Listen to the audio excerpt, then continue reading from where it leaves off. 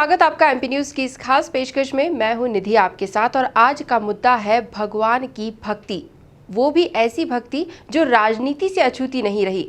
जी हां, कुछ दिनों पहले तक जब राम मंदिर निर्माण की बातें की जा रही थी, हर तरफ वही सुर्खियों में बना हुआ था, तब भगवान राम की भक्ति में हर राजनेता भी लीन नजर आ रहा था। वही राम भक्ति पूर्व मुख्यमंत्री कमलनाथ के साथ भी नजर आई थी। लेकिन अब जब कृष्ण जन्मोत्सव का समय आ चुका है तो कृष्ण भक्ति में भी वे लीन नजर आ रहे हैं।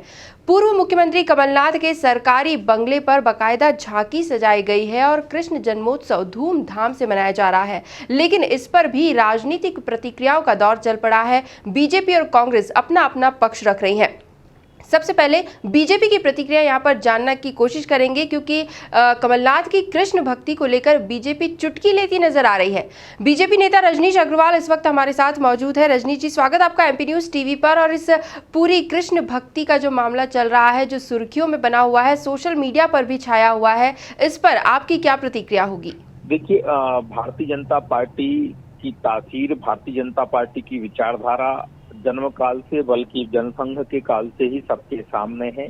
लेकिन कांग्रेस की तुष्टीकरण की नीति के कारण, मुस्लिम परस्ती नीति और हिंदू विरोध, हिंदुत्व के विरोध के कारण जो दशा और दुर्दशा हुई है, उसके चलते ये कॉस्मेटिक्स हिंदुत्व अपनाने पर तुले हुए हैं। नियत में खोट है, यही कारण है कि इनको हनुमान चालीसा भी मीडिया में बताना पड़ रहा है। कांग्रेस की दृष्टि से इनको श्री कृष्ण जन्माष्टमी का भी उत्सव बताना पड़ रहा है। ये तो राम कृष्ण नानक बुद्ध महावीर की धरती है, इनके उत्सव मनाने पर बताने जताने की जरूरत क्यों मान पड़ी है?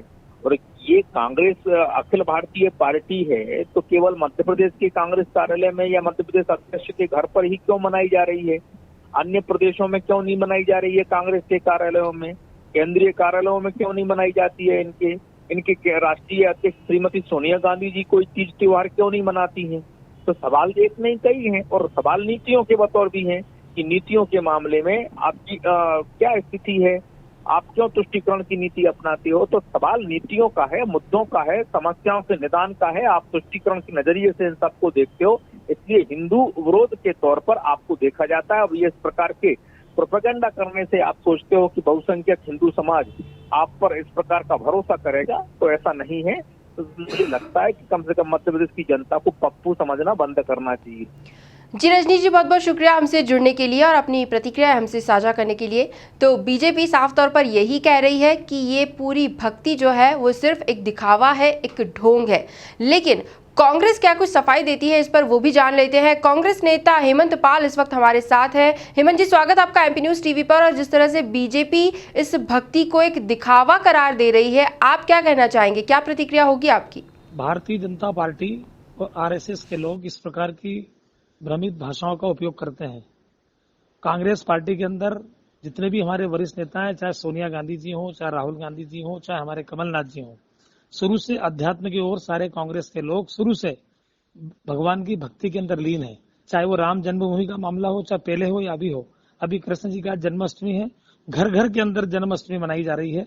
ये केवल भारतीय जनता पार्टी इसलिए बौखला रहे हैं कि इनको अब कांग्रेस के लोग फ्रंट पे आकर भक्ति पूजा करते दिखाई दे रहे हैं, क्योंकि पहले भी दिखते थे। अब इनकी जमीन खिसकती जा रही पूरे भारत देश के अंदर, मध्य प्रदेश के अंदर, राजस्थान के अंदर। अभी आपने देखा, राजस्थान के अंदर तो भारतीय जनता पार्टी पूरी कांग्रेसमय हो गई है, और उसी प्रकार से मध्य प्रदेश के अंदर भी होने वाली है। उसी बात को लेकर भारतीय जनता पार्टी बौखला रही है।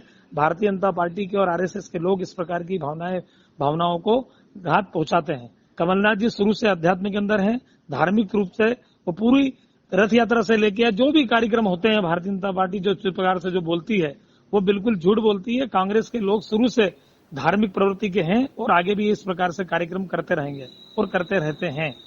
जी हेमंत जी, बहुत बहुत शुक्रिया एमपी न्यूज टीवी से जुड़ने के लिए। तो दर्शकों, देखा आपने, बीजेपी और कांग्रेस अब भगवान के नाम पर भी आमने सामने नजर आ रही है और ये सब कहा जा रहा है कि आने वाले उपचुनाव की तैयारी है।